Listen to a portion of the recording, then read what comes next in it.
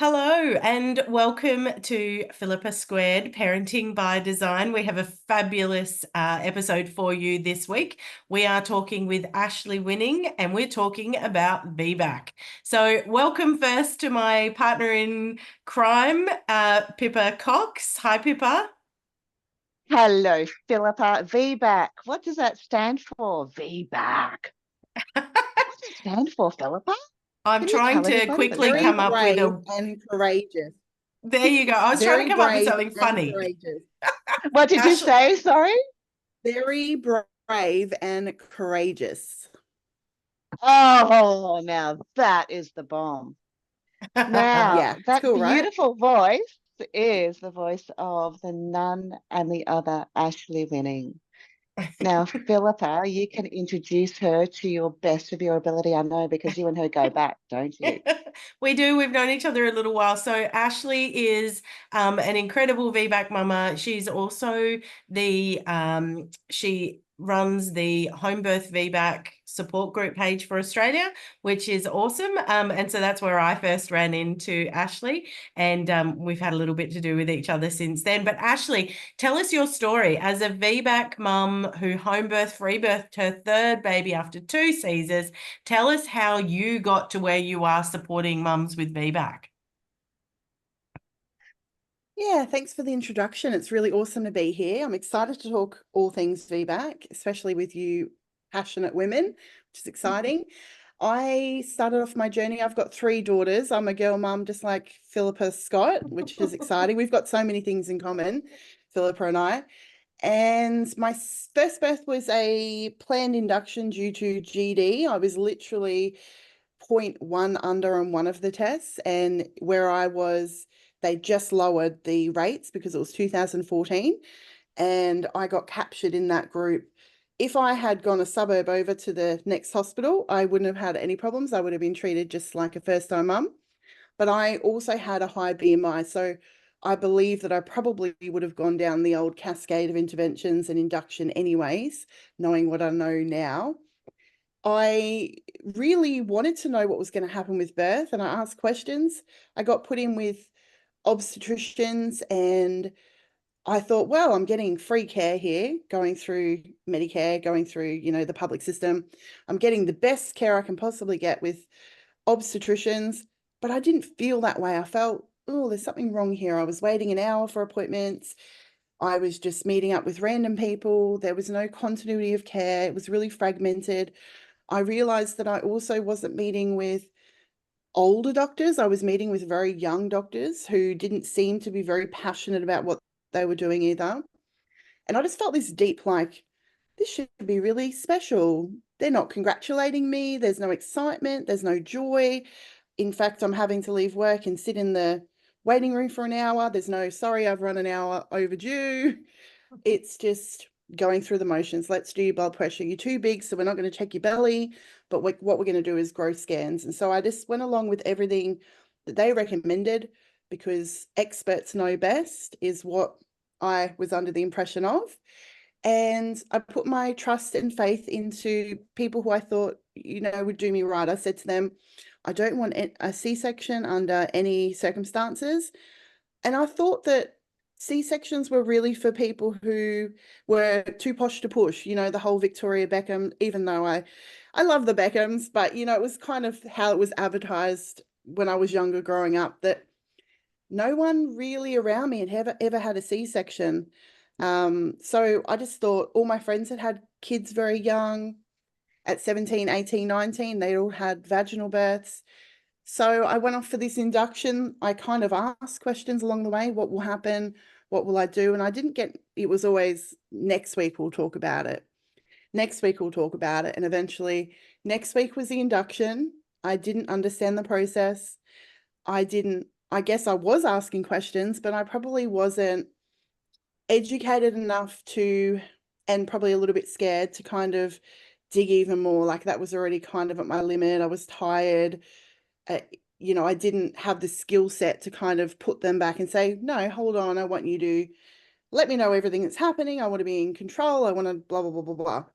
So off I came. I was very excited about the induction though, because I thought I'd spoken to some other mums in some other groups, and they had their babies like 4 hours later.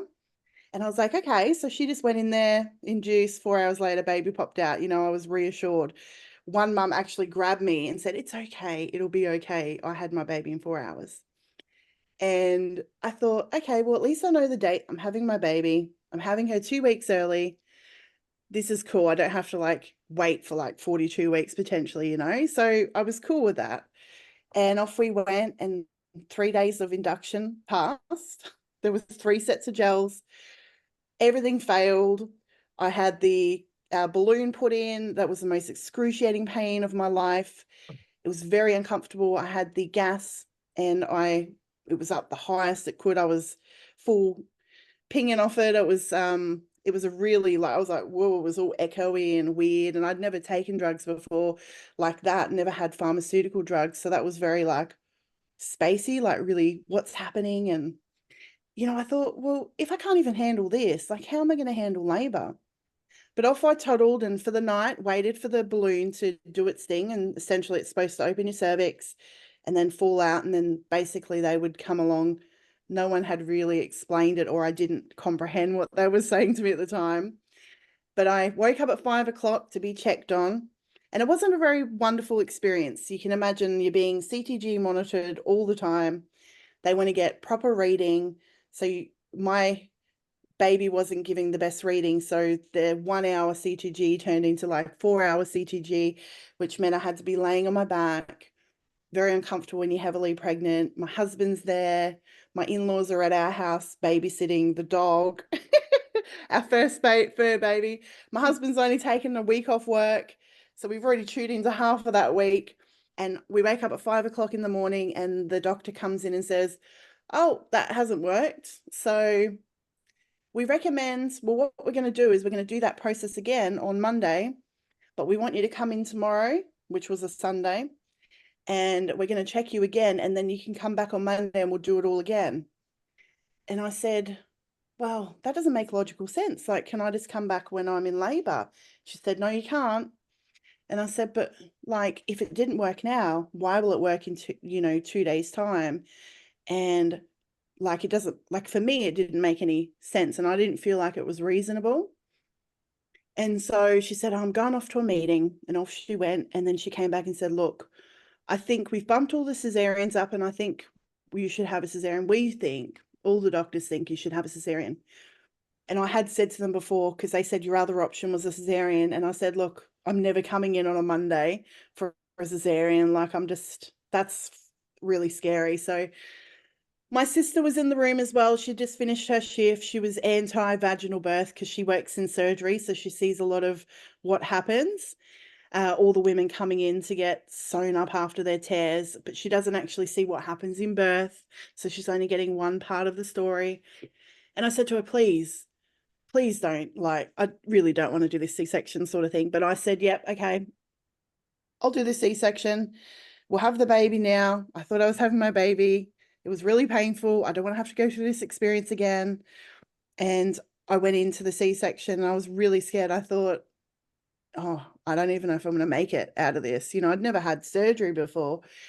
And off I went in and had my baby. It was a very kind of cold, disconnected experience. It wasn't, they were talking about the Christmas party and having a good old laugh, and didn't feel like a magical experience, or very personal experience. So I left there thinking, well, okay, I felt like a failure as a mum. I felt like I didn't birth my baby. I couldn't even say that for a year because of my own expectations, but also what I'd seen on social media, people saying C-section's the easy way out and stuff like that. So I was very sensitive as a first-time mum. I wanted to be perfect. I know you work with a lot of mums like this, Philippa.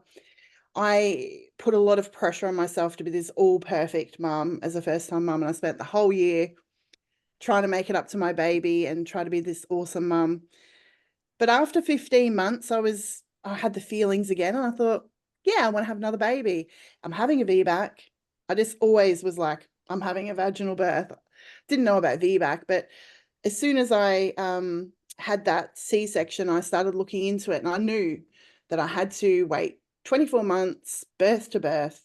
I did all the things that I had seen as the requirement and what the doctor had said to me, but I didn't actually prepare myself for the challenge that the hospital system was going to have for me.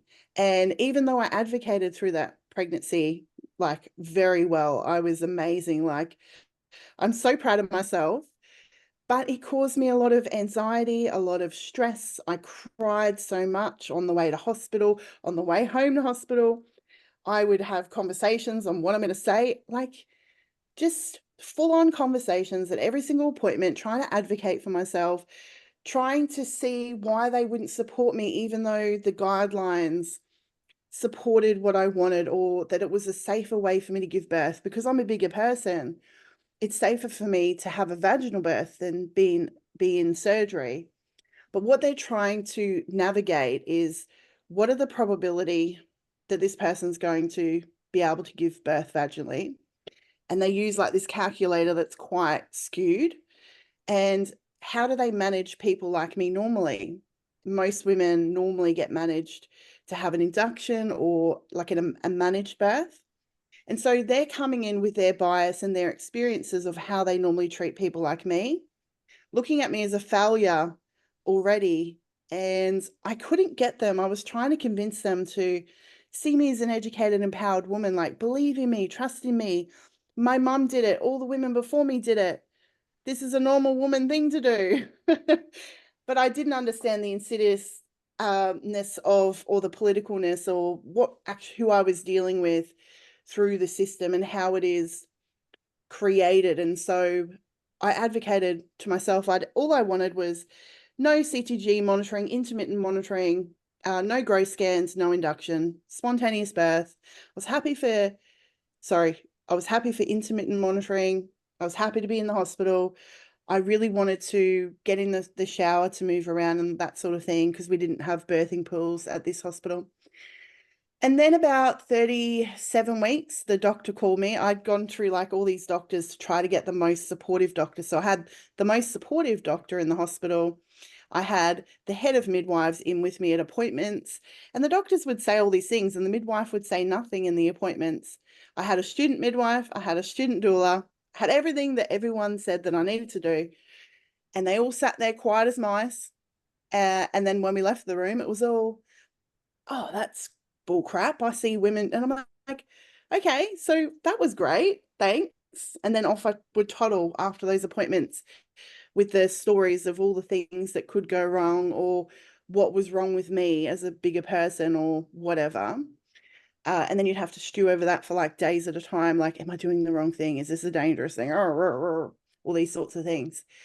But at 37 weeks, I got a call from the doctor, and he said, I could feel his smile, like I could hear it through the phone.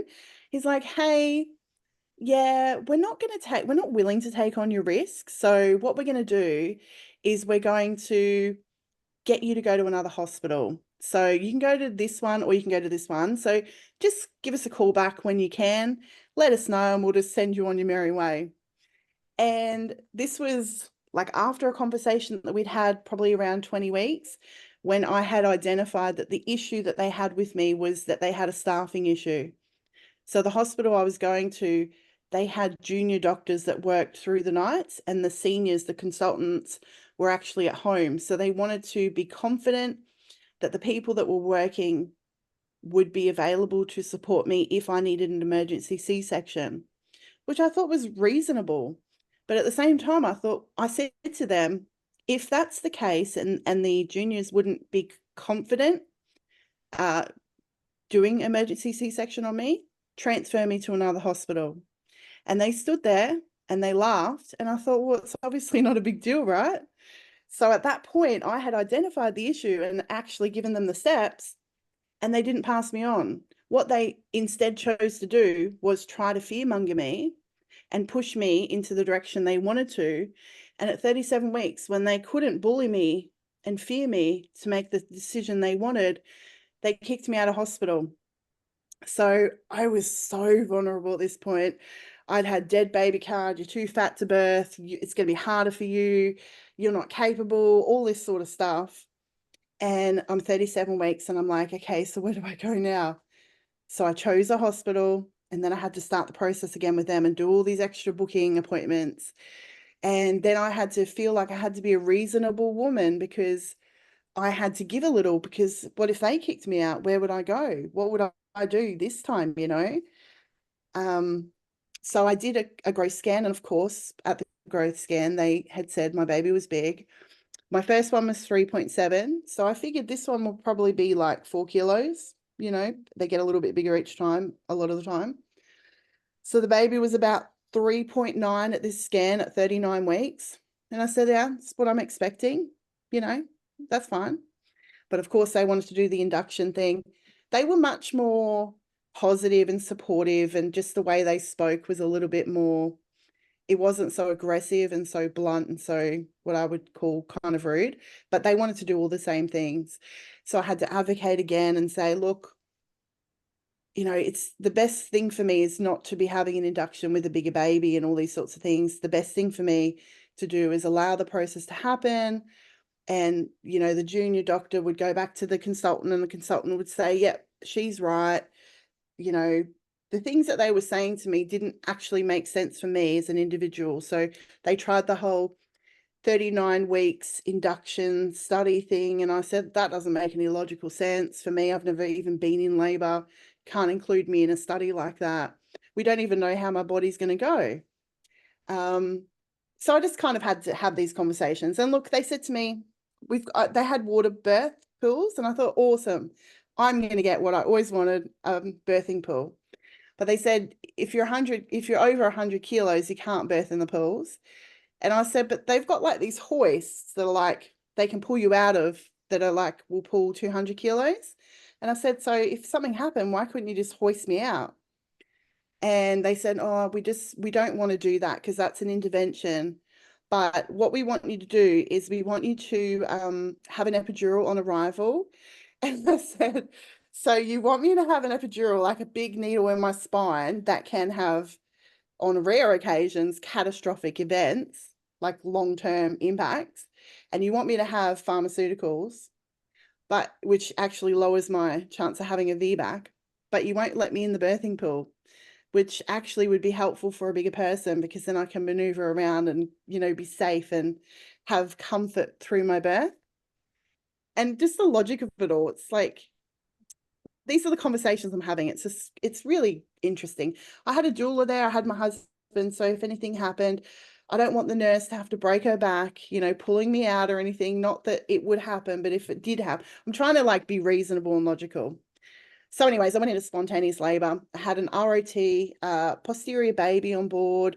I did have a cervical sweep, stretch and sweep a couple of days before that, just to, my student midwife, she said she, because I'd moved hospital, she couldn't get her stuff signed off. So she had booked a holiday on my due date. So the irony is she was on my team the whole time. And then when it didn't suit her, she was like, have this baby before your due date. And I was like, hang on, I'm willing to wait for 42. I don't need you pressuring me now so you can be at my birth. So I just felt really let down by everyone. Everyone had just really let me down. I felt really vulnerable, disappointed, sad, pregnant, heavily pregnant. This mission I'd been on, I just felt everyone was against me. But I went into spontaneous labor eventually, you know, at 40 weeks. It wasn't a big deal. 40 weeks, guys. So I didn't need any induction or any of those things that I was stressing about that they put the pressure on you for. And I was so impressed and proud of myself. I'm in labor, number one. I've never been in labor before, so I was so proud of myself. And I was handling labor really well. But I was super scared when I went into labor. The adrenaline kicked in and I started shaking, and I said, oh, I better get to the hospital real quick. I'm going to have this baby real quick, you know. Of course, I wasn't having this baby really quick. I just convinced myself I was just scared or whatever, and I went straight to the hospital. And I was already 5 centimeters within a couple of hours, and they were really impressed with, oh, can't believe she's 5 centimeters. She's handled it really well. But my baby was up high. She was ROT posterior, and they knew that. And they admitted me. And then you know, I kind of said, I don't want any doctors or anything in the room. I'm just going to be doing my thing. And eventually, after a little bit, I felt that the waters were leaking. And I said to the midwife, I think the waters are leaking. She said, do you want me to have a look? And I said, yeah, sure. And she said, oh, yep, they've gone. So, but there's a little hind bag. So I'll just do that if you want. I said, yeah, sure. Okay. But actually, it was my full waters, went all over the table, and it was just immediate pain after that. A lot of pain. I'd been taken out of my bubble. I was in a much bigger pain than I had to deal with before. And then I had consented to the screw to go on my baby's head as a way of them. That was kind of my reasonable woman. Okay, I'll do this to kind of appease them. And then I was kind of stuck on the bed in that area. We had a couple D cells, and then people rushed in. She didn't recover as quickly as they would have liked. But basically, I went from laboring in this beautiful shower and everything being wonderful and me doing everything and doing my affirmations and all that sort of stuff to medicalized birth. And I think you should have a C-section because your baby's senolytic, you've got a cervical lip, you're 7 centimeters this side, you're 10 centimeters this side, their eyes are wide open, and they're just really talking about what could happen in surgery if we don't get there sooner.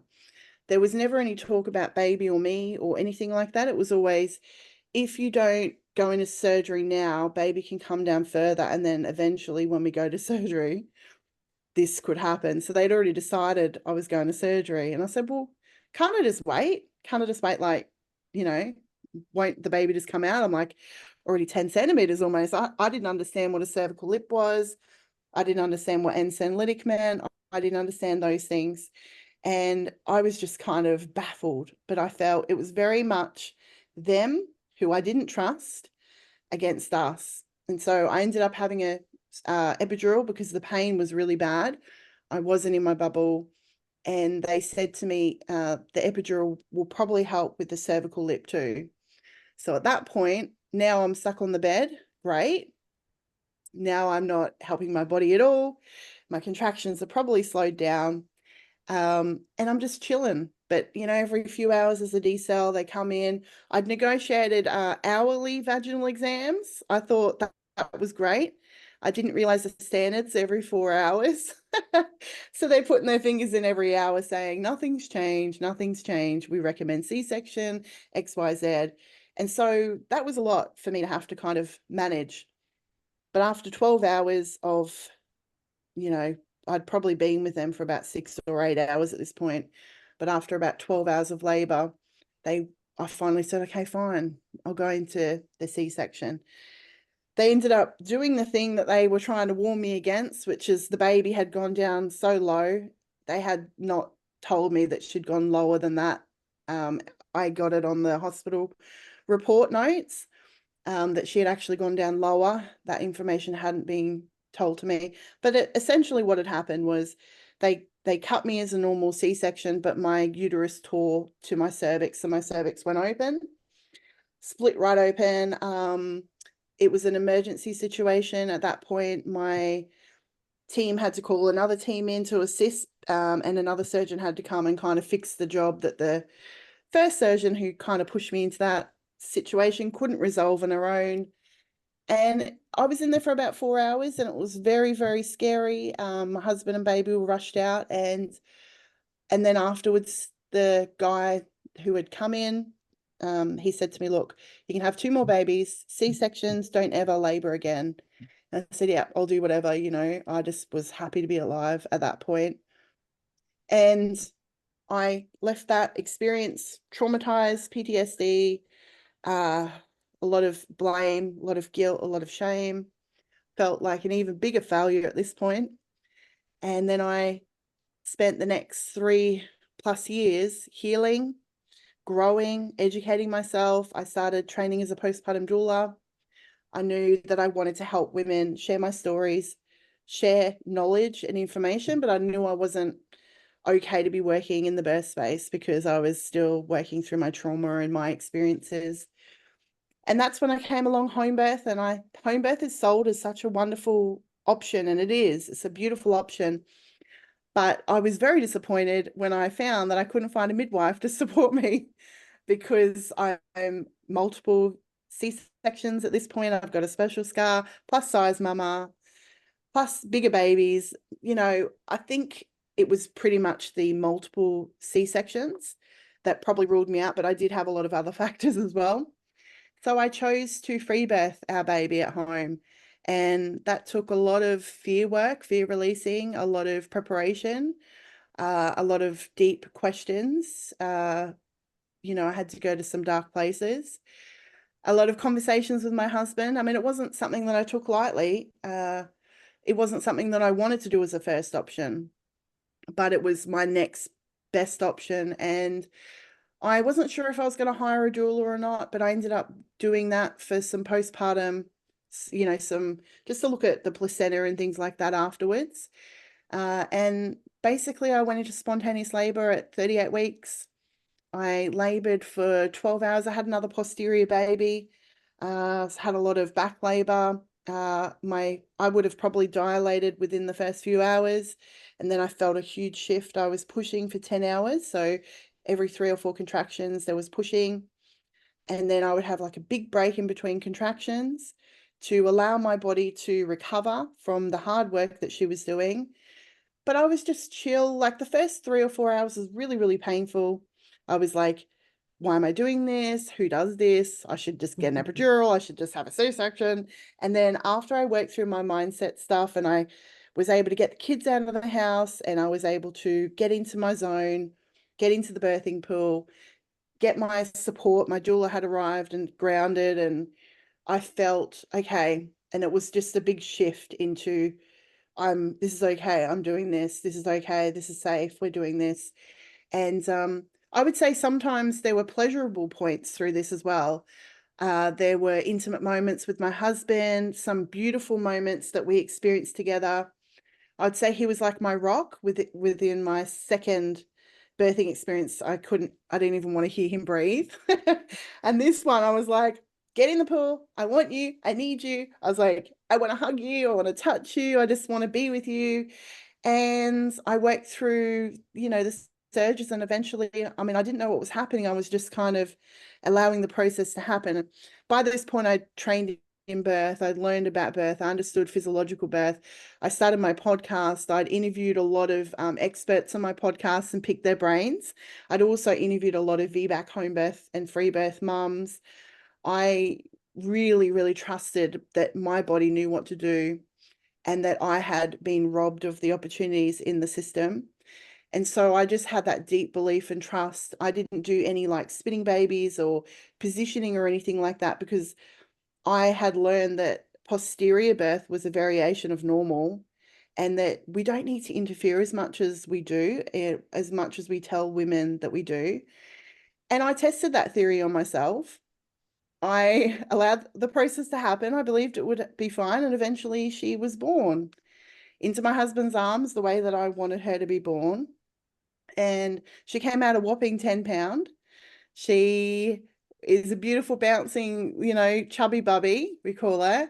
And she, you know, she knew she was going to be born this way. She's fierce. She's just the fiercest little munchkin we've got out of the 3 girls. She's like a little rebel, you know. She beats her sisters up, and she's just, you know, you can tell she's definitely born that way, very different to her sisters. And my husband and I, we had created such a beautiful bond through that experience as well. And I just look back at it as an empowering experience. Now, I will say, people listening as well, there was a postpartum hemorrhage and a retained placenta, I should say, and a postpartum hemorrhage. But to give some pretense to that, my doula, as my baby's head had popped out right, she had said to my husband, don't touch the baby, move away from the baby. And because of my childhood experiences, I've got a really great amygdala, like a huge one. My fight and flight goes really well. So for me, and it wouldn't happen for every woman, you could yell at some women and they wouldn't even bat an eyelid. But because I was having an undisturbed birth at home, a physiological birth, I just shocked. I went into straight shock, and I started to go, why? What's happening? Why is she saying that? What's wrong? What's unsafe? and the contractions completely stopped at that point. And so with the contractions completely stopping, they never came back, which meant that I had to push my baby out without the support of the process that was helping the whole 14 hours before. This is how important it is to understand undisturbed birth and physiological birth. And then I didn't have the contractions to help, push out the placenta either. And this is where a midwife could have been really helpful in being able to do that fundal massage or give me an injection of Syntocin afterwards in that moment when I would have needed it, because having that placenta retained there obviously made, the blood's coming out. And then we called an ambulance, and we ended up having about 4 ambulances just because of their protocols. So they ended up wanting to get blood into me before they transferred me, even though I'm only 7 minutes from the hospital. So I ended up having quite a lot of people in me. There was no oxytocin flowing at this point. I'd been completely disrupted. And I did transfer into hospital. They tried to manually remove the placenta. I allowed that to happen 3 times. It was the most excruciating pain ever. And I said, no, you're not allowed to do this anymore. I don't consent. I want to be put under because of my previous birth experience. I was not going to be awake during an emergency situation. So they told me all the stuff that could happen, which I read through and I signed. They'd pumped me through with some fluids and blood and adrenaline at this point. So I was very tired, but I was able to still be awake and still have a coherent conversation with the staff and all that sort of stuff. And they said to me, yep, okay, that's cool. We'll put you under and we'll do a manual removal. And then I woke up afterwards, which was very pleasing for me. I didn't want to have to be awake for that. And that was really positive. I was able to advocate for myself. They respected me. They listened to me. They listened to the reason why I'd made this choice, and they understood that they had messed up, and they really wanted to fix that problem that between us, because they wanted to know that if there was something wrong with my children, that I would feel safe going in there with my children, which is important. Parents need to feel safe to be able to take their kids to the system. And so that was great. I felt really listened to, and I felt like there was a bit of healing, a lot of healing, actually. I no longer drove past that hospital thinking, I hate you. I hate you. I now drive past it and I have no feelings at all. And so that was wonderful. And I like to tell the whole part of it, because things happen in birth, and that's just what life is like. And, there's no point making out like nothing can happen. Things can happen, and I'm very grateful that we have the hospital system near us. And that was my plan. If I need assistance, I will get it. And thus I did, and it all worked out perfectly. Wow, Ashley, for the whole time we've known each other and all the work we've done together, I didn't actually know your whole story. So No. that's actually I've interviewed you, but I don't think, because you've never interviewed me. Yeah. No. So thank you for sharing. It's a huge story, and there's so much to unpick there. I think there was a couple of moments that I want to draw out and just kind of pop back to, I guess. One of them was around your VBAC journey, your original VBAC journey. And as a VBAC mum myself, with my second birth, I had Brianna in the hospital, and I got there ready to push. Right. So I was not going anywhere near that place until I was already in transition. Now that transition, we were leaving home. And at that point, and look, honestly, I would have been happy to stay at home, but my mum made the suggestion that we leave. So we did. And without a bag, without a camera, we had nothing, right? Because I hadn't packed it.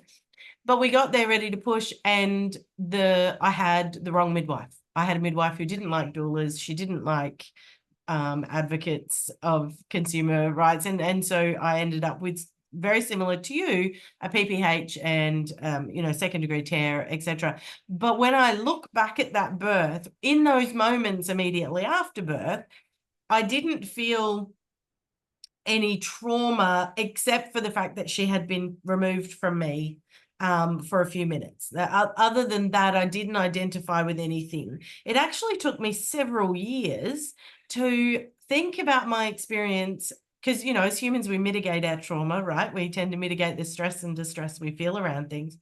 And it took me several years to think about that experience and go, you know what?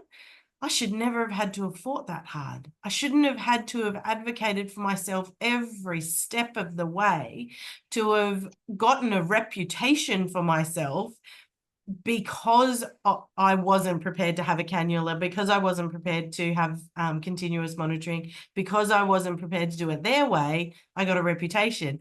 And look, you know, potentially I've had a reputation in other things as well because of my work with the birth center and so on. But, you know, I should never have had to do that as a labouring woman, and I should never have arrived at the hospital to have a midwife whose personal agenda impacted the outcome of my birth, which could have been catastrophic. You know, 1,500 mil bleed is not nothing, and although I walked out, I had a HB of 103, so I was actually fine. I still left 4 hours later, but that could have been way worse had I not had whatever it was in my body that was doing okay to withstand that.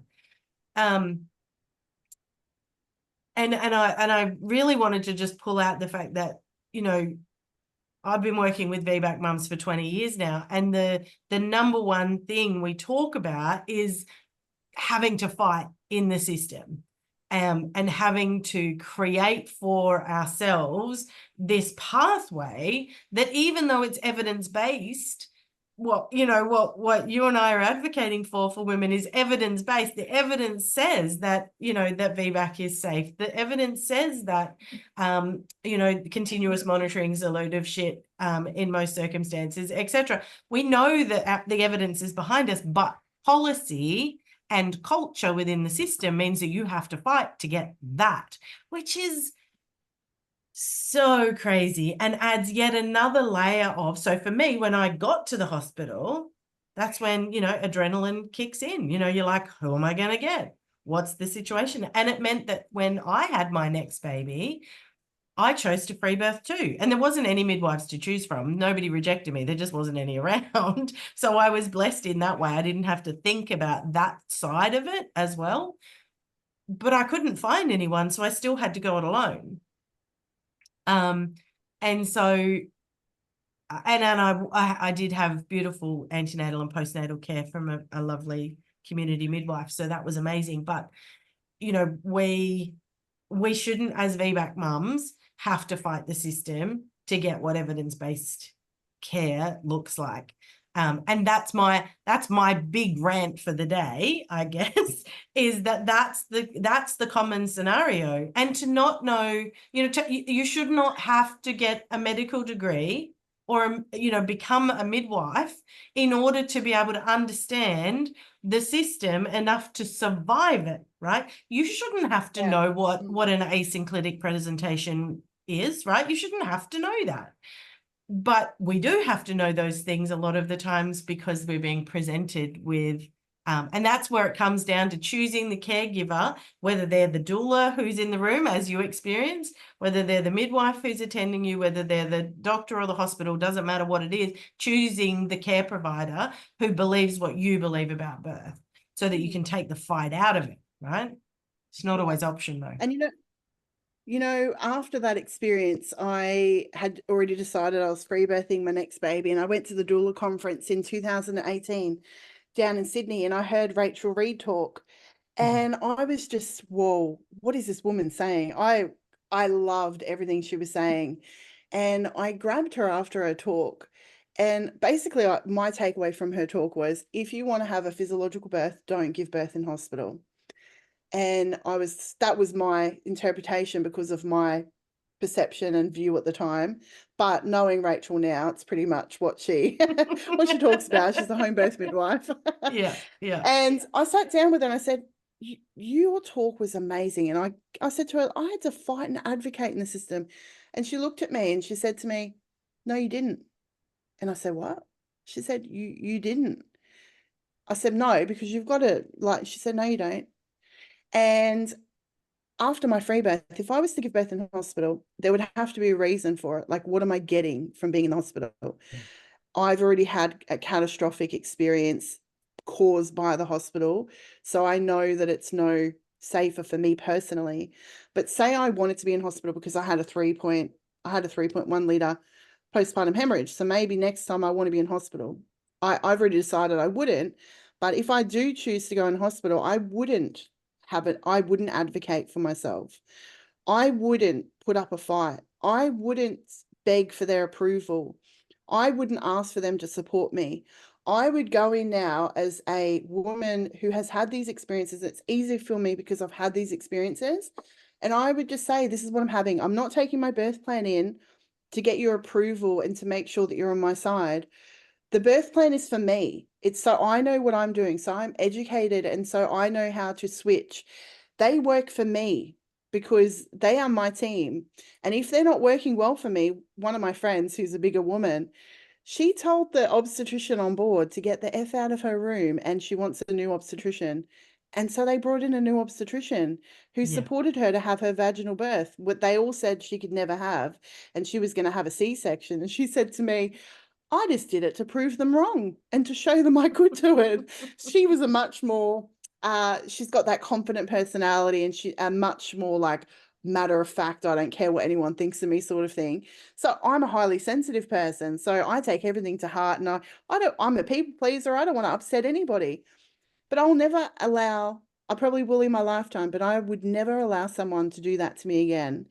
And I would take responsibility for my choices in that experience as well. And just forgive myself for any choices that I make in that moment that I'm not happy with afterwards, because I can't be perfect. You make the best decision at the time, and sometimes they don't work out the best. Sometimes they work out amazing.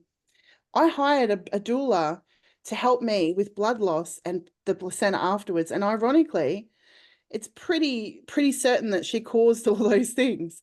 But I had given her the power to make the choices at that time. If I could go back in time, knowing what I know now, I probably, because I've got the experience now, I'm more confident, I would say, oh, I'm going to listen to myself. So the whole birth experience, I listened to myself, but I allowed that tiny bit. I said to them before the birth, I'm in control. I don't want anyone coaching me, telling me to get in positions, telling me what to do. I'm having a physiological birth, and I don't want any disruption. I want, how are you with grounding your energy? Because like I know that energy, everything's fine. We had these conversations, but you can't control people, and you don't know how they're going to be on the day. And so there was trauma there from what happened in that birth. And more so because my baby did go to special care in the end. Not that she really needed it, it was more a precaution, and then it was borderline jaundice, and that was another part of trauma that I had to go through with a baby in special care for 5 days.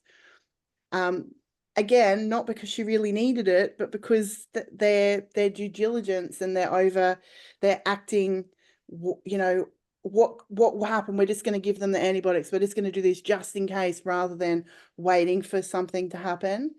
And as somebody who's ended up in 2 cesareans I didn't need, of course, I'm more saying yes to these things rather than saying no. So these are the paths we end up in, right? But I had to forgive myself, and I had to forgive this woman. She's not perfect. I had the beautiful birth that I wanted to have.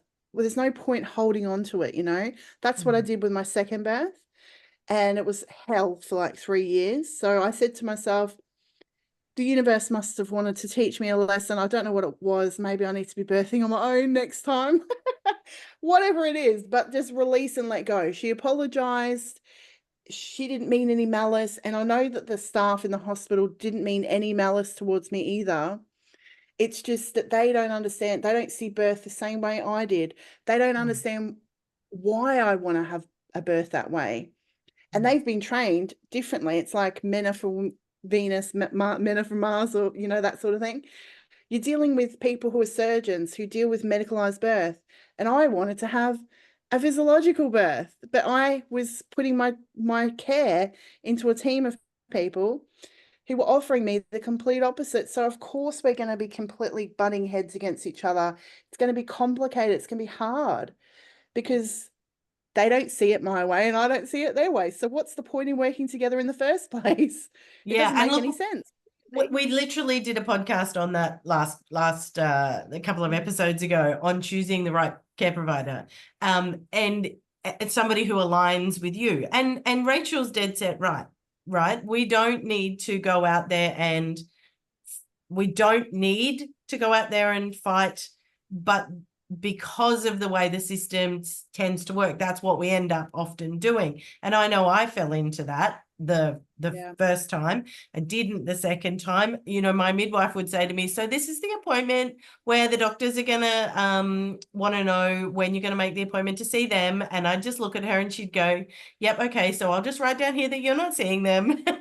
and I just didn't That's have the right. discussions with them, because I knew that they weren't going to they just wanted to convince me of their ways to do things, and I That's wasn't going right. to do that. And if I needed to turn up at the hospital, then I would tell them what I needed from them, and I would be turning up because I needed their support for something and not for any Yes. other reason. And at that point, I'm then placing myself into their care to fix the problem that I can't fix on my own. Up until then, I am doing it for myself. Now, that's different if you're turning up to labor, right?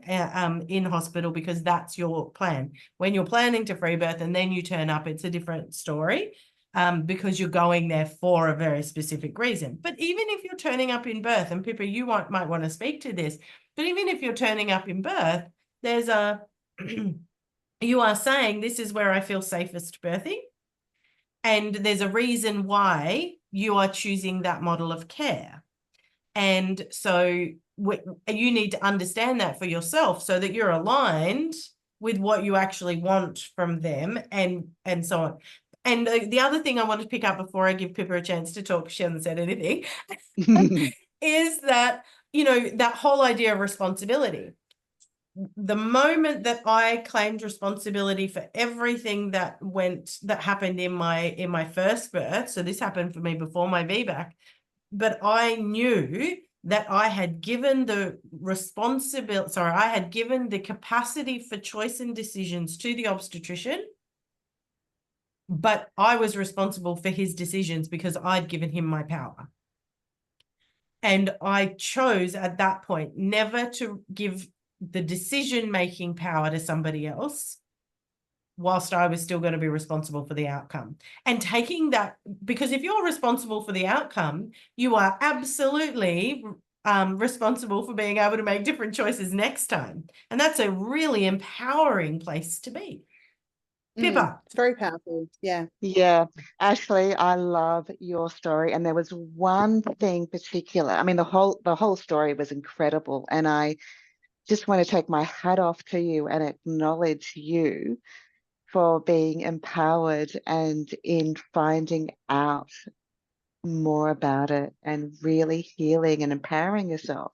It's massive, and what a beautiful mentor you are to women who are in the system or not in the system, who are pregnant, who want to have a vaginal birth after cesarean. I just reckon it's awesome. But one of the things that really got me was its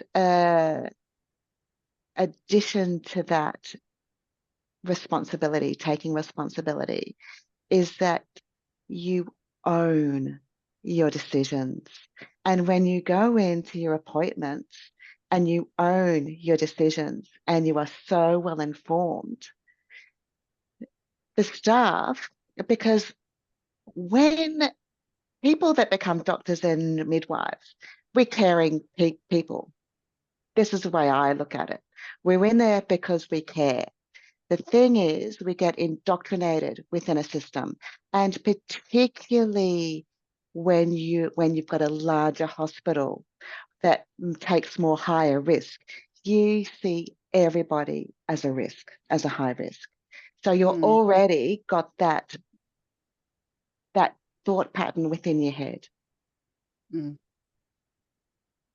And it is so refreshing to actually have somebody who owns her health, who takes responsibility for herself, that knows the risks, knows the benefits, and has made that informed decision.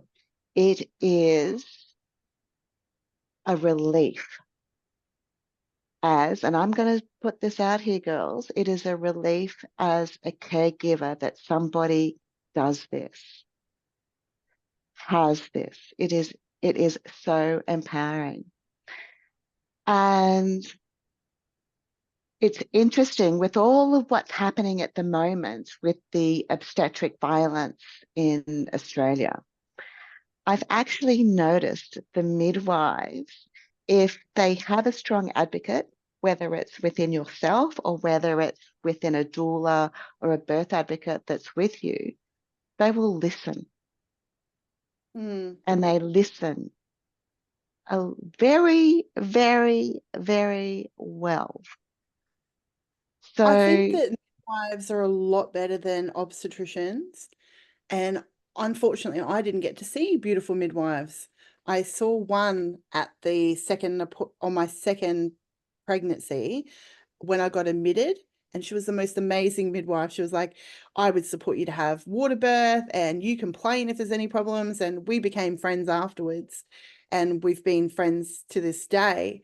But then I got put in with obstetricians, and they are not, okay, so one obstetrician who was pregnant, she really loved that I knew what I wanted. She supported me. She was supposed to be the obstetrician working on the day that I went into labor, but the day before, pregnancy was getting too much for her to do practical obstetric work. So sadly, she was doing admin, and then in place was a person that has a really high C-section rate, sadly. So I think the universe is trying to teach me something, but I think midwives are much more supportive of women. I think, like, hearing you say this, that you would love to have a woman who is informed come in and that sort of thing, that is not what I received from obstetricians, though. I think they saw me as a pain in their behind. They did not like being questioned. They did not like a woman standing up for herself or anything like that. And so it is really about the culture of the hospital and who your care team is. I really wanted to be with midwives because I thought I just would have been treated so much nicer, and I think they would have understood me a little bit more. I mean, you guys are the professionals in vaginal birth, but because I was VBAC, whatever, and plus size and had gestational diabetes, I was with the obstetrician. So I just wanted to say that to people in case if they do end up with obstetricians, I don't want them to like go in there thinking that they're going to get someone that's like, yay, you're informed. We're going to support you. You're a powerful woman. No, they're going to think you're a pain in their ass. And they're still the top dog. Yeah, because the thing is with obstetricians is that they work damn hard. They're working from a fear-based mentality because what do we have in Australia? We have this lovely little thing called litigation. Yes. So they are immediately on the back foot, immediately. Can I just add, because of the society we're in. It's huge. Yes, Philippa. Can I I did a post on this recently, but asking what we need to understand, because it's not about bashing one or the other. It's about saying an obstetrician is not a midwife. A midwife is not an obstetrician. And it's like saying a cat is not a rabbit and a rabbit is not a cat. We know that they are different things, right? And nobody expects a cat to act like a rabbit, and nobody expects a rabbit to act like a cat.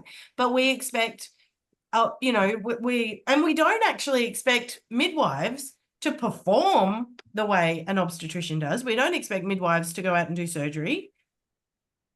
Why are we expecting surgeons to do the job of a midwife? And doulas are different as well. It's not necessarily the job of a midwife. It's the job of a human. I understand what we're saying in terms of showing respect, and they absolutely should be showing respect, and they should be showing but what I'm talking about is more systemic, right? I'm talking about the fact that in Australia, obstetricians are seen as the top of the hierarchy, and they get to make decisions about who gets to be on the home birth program. They get to make decisions about who gets to do this, that, and everything else. And it's not their field.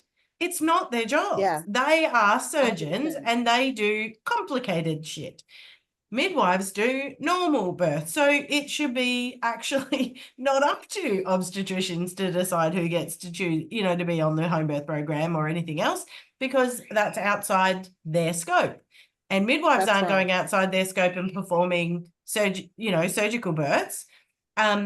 So, why should we be asking them to weigh in on what is a normal birth? Now, there are some beautiful obstetricians out there who have an absolute heart for women and who believe in physiological birth.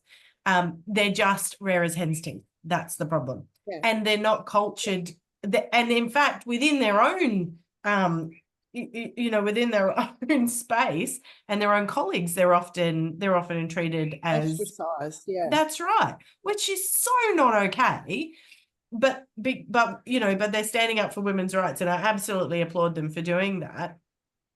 But we have to understand, again, when we're choosing care providers, when we're choosing how we unpack and prepare for a VBAC, the number one thing that will determine whether or not you have a vaginal birth will be the care team that you have in place. And we just know that that's true. And I've had lots of VBAC babies born in the car park or accidentally on the way, because those women didn't have the choice for home birth. Townsville didn't have any home birth midwives, so they didn't have the choice for home birth. They were going to go to the hospital, and you know what? They also knew that they were safest if they stayed home as long as possible. And so then, and you know what? Dads are really good at catching, and so they would just catch their own babies. But we are limiting women's options when we say that we need to pigeonhole and put them, Yeah, and the other thing I'd love to also talk about is language around that. One of the things that was thrown around with language is the doctor saying, you're a good candidate for a VBAC. Mm. What language is that? Well, they're dictating who's a good candidate, and I think the woman should be the one who chooses whether she's a good candidate for. I don't even think we should be having this conversation. Women are created to birth vaginally, so being a candidate means that I watched something on TikTok recently where there was an obstetrician and he said all these risk factors are not good for VBAC, right? There was nobody left that was going to be a good candidate for VBAC, for vaginal birth. All we're talking about at the end of the day is vaginal birth. What you're basing this off of is statistics that are biased generally based on bigger women, right? They're not getting home birth statistics or physiological birth statistics. You're basically putting them inductions, which reduces their chances of having a vaginal birth. You're cutting them off sooner than you would a skinny woman because you're saying, oh, she's not going to do it. She's too fat. We'll just put her in the C-section. She's not going to last anyways. Let's just do it. I've got to go to lunch now. They're not looking at bigger women like me as capable or able to birth. So the statistics they have around a woman like me, pretty bad, unless you have a woman who's birthing quickly and they've got no chance to muck around with the birth. But they're doing different things to me than they are to a skinny woman, for example. There's no difference between me and a skinny woman, really, unless we're talking about surgery and they've got to cut through the extra fat layer. There are some different risks, but they're so minute that it didn't happen to me. It's just on average. But skinnier women have got higher risks of tearing. We're not talking about those things. Bigger women actually have lower risk of tearing, and we can be healthier in other capacities, but nobody's talking about the beauty or the big wonderful things about we're just talking about the risks. The risks of women who are Asian. You've got this. They're talking about all these silly little things that are all bias based at the time. But it's the language, and it's to control people. It's to fear people. Women have been birthing for so long. These things are not a big deal, but the medical system is litigating risk. As you said, we're worried about risk. We're worried about what the insurance company will cover me for, because ultimately the insurance companies dictate what they will cover them for. So they know if I have CTG monitoring, the insurance company will pay out if there's a catastrophic problem. So they have people who, you know, kind of work in the birth field that are doing these insurance policies and dictating to the doctors, I'll cover your ass if you've got this insurance cover. Just like they come into your house, they say, I'll cover you, right? But you have to have smoke alarms. If you don't have a smoke alarm, there's a fire, you're not getting any money. So of course they're going to want to go to their insurance, what they're going to get covered for, because they don't want to have to lose the hospital or whatever it is that they're trying to protect. I understand that. And as soon as I understood that, I was like, you're not safe for me because you're not on my team, because you've got to worry about the hospital, your insurance, your registration, your license, your career. You're going to golf later on, you know, you're going on an overseas holiday. You love all those things. You spent hundreds of thousands of dollars getting a registration license as a medical practitioner. That is really helpful for me when I need surgery, and I want the best surgeon who's available. I want the best surgeon, right, when I need surgery, but I don't want the best surgeon when I want to have a vaginal birth. I don't want that person on my team, you know, when I'm doing those sorts of things. But yes, language is super important, and it's important when we say I'm having a VBAC. It's not, I'm going to do a TOLAC, a trial of labor. We're not trialing anything. Yes, the trial of labor. Oh, I I'm having hate a those VBAC. words. Disempowering. I don't think we use it so much here in Australia, but in America, it's definitely TOLAC. You know, there is always a possibility that things won't go the way that you want it to, but it's like, But I am breastfeeding. I am having a vaginal birth. I am having a home birth. yeah, And if it doesn't totally, work out, it Ashley. doesn't work out. Yeah. But And it's I, all, yeah, it's language. Language is so important. It's one of the Yeah. things about when I've been in situations like this where a doctor is talking about what a cesarean section is versus a vaginal birth. They'll talk all about the risk factors, all about what could go wrong. They do that first to the minute degree.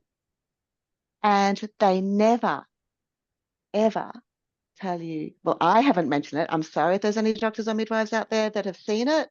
I haven't seen it. They never tell you about the benefits.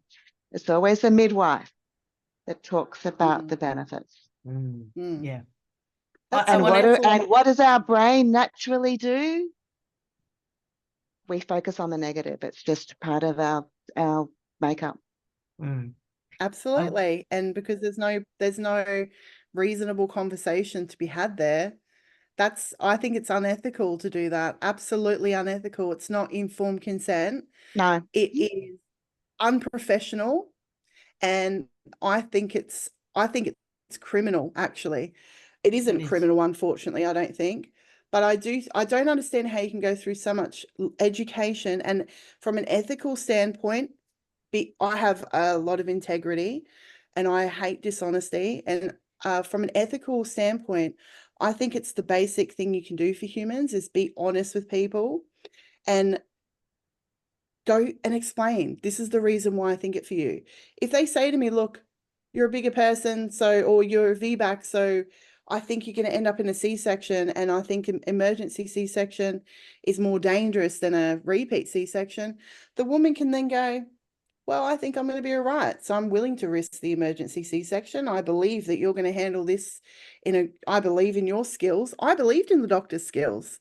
So I was willing to risk an emergency C-section because I believed that if anything catastrophic happened, I believed they could save my life. I truly did. And I still do. That's why I had a free birth, because I truly believed in the ambulance system. What we have here in Australia has got really great, right? And they respond so quickly to medical emergencies that I believed that they could do anything that needed to be done. That's how much trust I have in their system, right? So And knowing it paid that, off for you. It's so paid off of for course, you. that's what it's there for. You And know? I really love that they were looking at all those things. That's for an emergency situation, that's what it's for. But in a birth situation, you know, we need to provide a different kind of service, and we do need to be honest with the reasons why and I think we have to have the awareness if we're going to give, like, you're not going to sit down and go, well, look, I'm a bit tired today and I've got to go to my kids' football game, so I'm probably only going to give you 5 hours before I make a call. And you know, you've got to have the awareness. And when you have the awareness, are you still going to be content in the same job?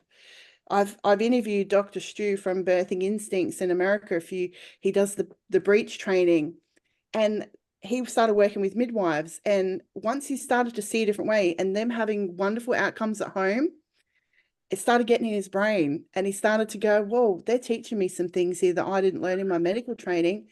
I might try this in birth. Oh, this works. So I don't need to do these things. But once that starts to happen, you're then having to pull back all that training and everything that you thought that you knew, and the whole world is opening up. It's a huge thing for them to kind of to change direction. So I understand. I've asked this so many times, like, it's too hard to change the way the system is unless it comes from within the system. But yeah, from bottom up, from the consumer, from women. yeah, wanting. from the bottom up. So if we just advocate for ourselves, educate ourselves, stand up for ourselves, get the right birth team, birth in the right space, become a part-time midwife. We can't ever know as much as a midwife, but we can know, you know, a few fundamentals of birth. We can become empowered and informed and make fairly good decisions for ourselves, and then hopefully we can become unscathed, have the birth we want, and not have to deal with so much trauma in our motherhood journey, because that's also, it's not just about the birth, it's the motherhood journey afterwards, and being able to show up and be able to enjoy that moment. It's a whole knock-on effect that, you know, women shouldn't have to suffer through. No, I totally agree. Totally agree. It's and I think, you know, you made a couple of good points earlier, Ashley, about logic as well, you know, and I've I wanted to pick up on, you know, you were talking about being a bigger person, and that impacts your ability, you know, the perception is it impacts your ability to birth. The same thing happens if you're a really little person and they suggest that it impacts your ability to birth. And, you know, I've said to women for a really long time, I've said, look, underneath all of this is a size 6, right?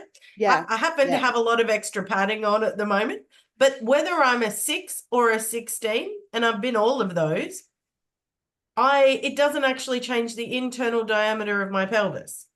It does not change whether or not I can fit a baby through. It doesn't change how my uterus works. So whether you're little or whether you're big, let's think about the logic. Let's think about whether or not, and you said it with a whole bunch of different things, that doesn't make actual logical sense, because a lot of what is told to us doesn't make logical sense. But if you're thinking about, well, what does it look like, whether I'm big or whether I'm small, it doesn't matter. The internal diameter of your pelvis is only dictated by how much relaxant's going on in your system and how free you are with your movements. And that's what dictates whether or not the baby's going to come through that space. And yes, there are some other small factors that go into that, but your uterus's ability to work, and your perineum's ability to work, and those internal muscles and and your hip stretching, all that stuff doesn't matter whether you're a 6 or a 26. The internal stuff's the same. Right. And yes, there might be a little extra fat in there, but it can make wouldn't make any more difference given how well it moves than a full bladder, or, and that can be an issue sometimes, but it moves as well. Right. So, I just think we need to apply a lot more logic to all of this, and be more discerning about what we hear when we hear it. Right. Yeah, absolutely. I'm 5'1", tallest female in my family, mind you, so pretty proud of that. But my nan was like 4 foot something, giving birth to 10-pound, 9-pound babies in the 60s vaginally. I've heard a lot of Asian women come to me and they say, my obstetrician and my doctor said, I'm Asian, so I'm small, so I won't be able to give birth vaginally. It's going to be harder. And I think, how is China overpopulated before the medical hospital birth was happening, and they were giving birth vaginally perfectly fine. What's happened?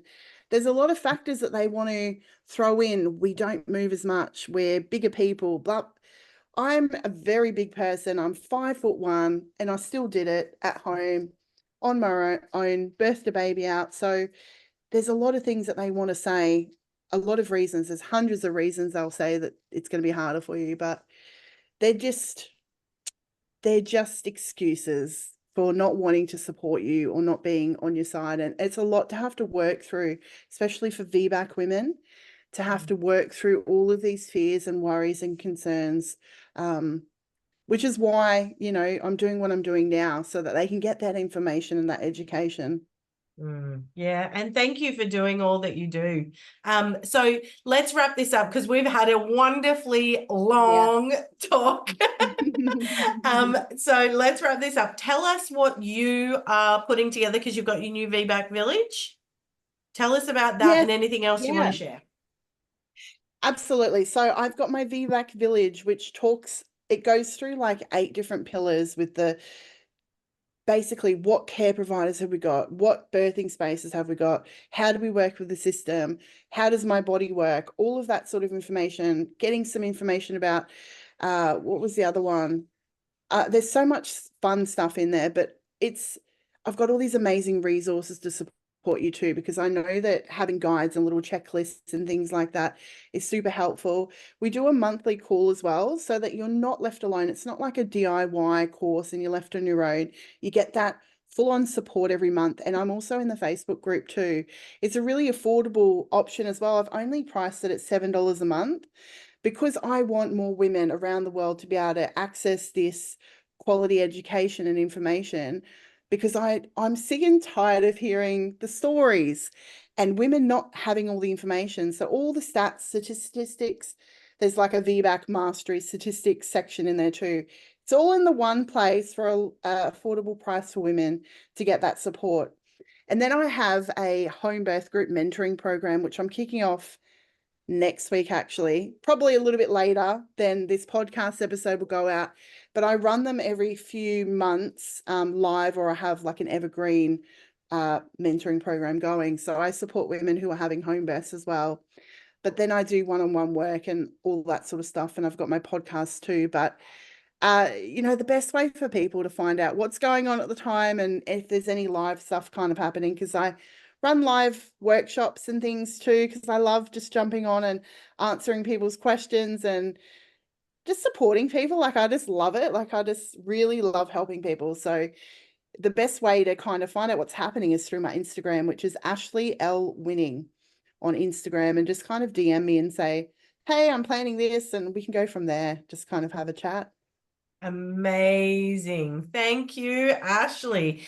And for those of you who want to educate your partners, but just jump on and have a look at my website, because we actually have a course there for dads educating, or partners educating them on VBACs, because you know, that's a whole nother story. They get left out often, and as a doula, I know my job has always been to make dads look good, and so this course is my way to help them really get a handle on that. So yeah, we really, really appreciate you being with us, Ashley, and for sharing your story, don't we, Pippa?